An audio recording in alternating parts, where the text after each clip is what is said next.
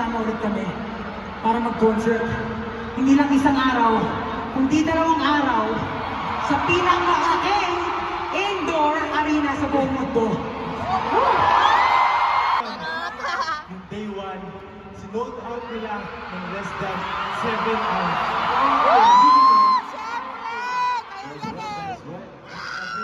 Alam nyo guys, dahil gusto ko naman talagang mas dinoble namin yung paghahanda para lang ma-pull off yung concert na to. And thank you so much for giving us motivation and inspiration para talagang ibigay lagi yung best namin. So thank you so much guys. Kasi imagine, before, ang ating pinakamamahal na tahanan, Araneta. Ilang years tayo nag-concert sa Araneta.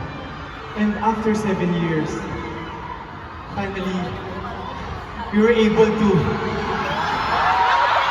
matulog itong Philippine Arena na grabe. Sobrang daming katao. Thank you so much. Ano ba pinapansin lang? Oh.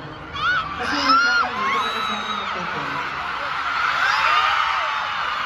Ayan na naman kayo, ha? After natin mag-perform, magpapakilala tayo. Steljun talaga! Hindi ba tayo magpapakilala? Oo nga pala.